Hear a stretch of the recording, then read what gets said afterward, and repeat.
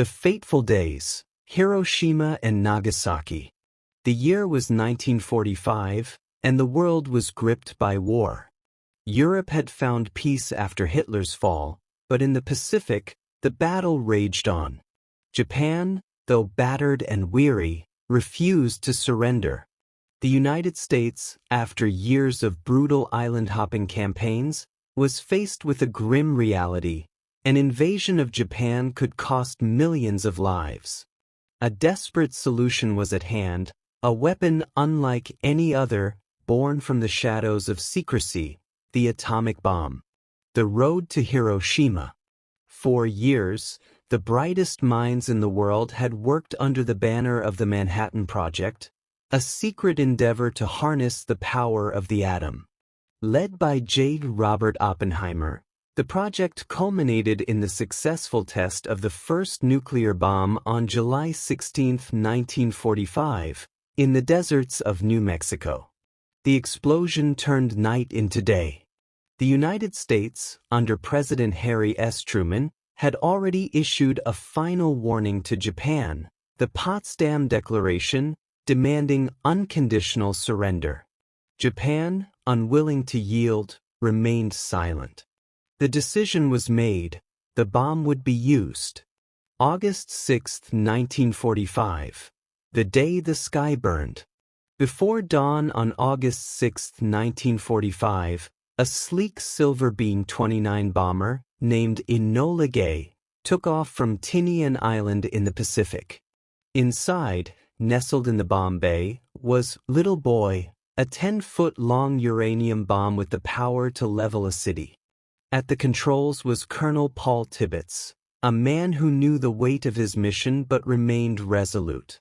As the morning sun painted the sky over Hiroshima, people went about their day.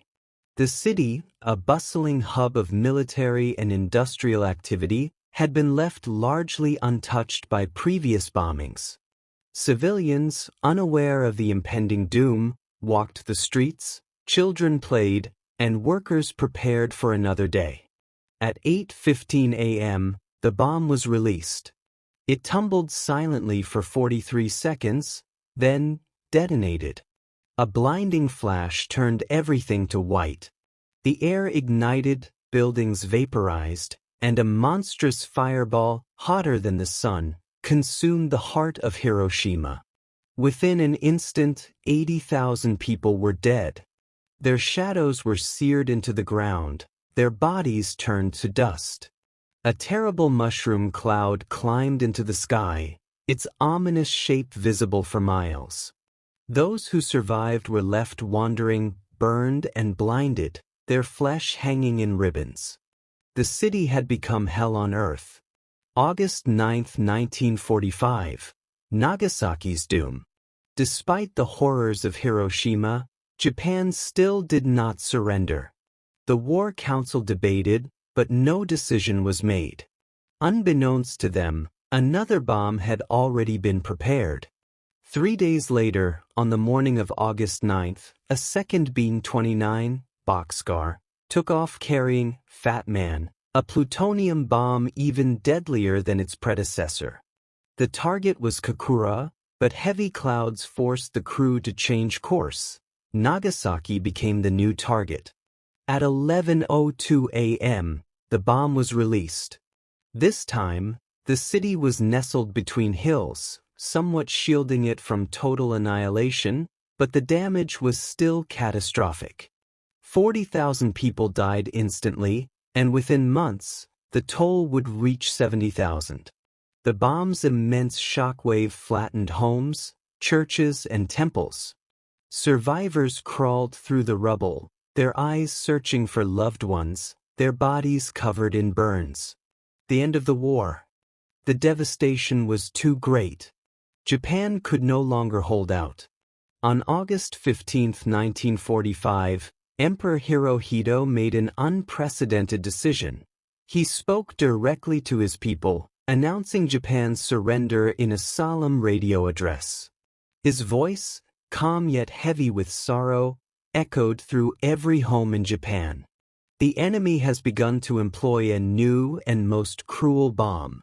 Should we continue to fight, it would not only result in the ultimate collapse of the Japanese nation, but also lead to the total extinction of human civilization. On September 2, 1945, aboard the mighty battleship USS Missouri, Japan formally surrendered, bringing World War II to a close. The shadow of the bomb. The world had changed forever. The atomic bomb, a creation of science and war, had shown its power, and the cost was unimaginable. Hiroshima and Nagasaki became testaments to both human ingenuity and human cruelty. The survivors, known as hibakusha, carried the scars, both physical and emotional, for the rest of their lives.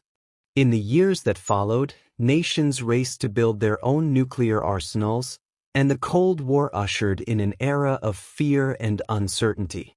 The bombings of Hiroshima and Nagasaki serve as a chilling reminder of what happens when mankind wields power beyond its control. The cities have since been rebuilt, but the memories remain. At the Hiroshima Peace Memorial, the skeletal remains of the Genbaku Dome stand as a silent witness to that fateful day. Every year, on August 6th and 9th, the world pauses to remember, hoping that such horror will never be unleashed again.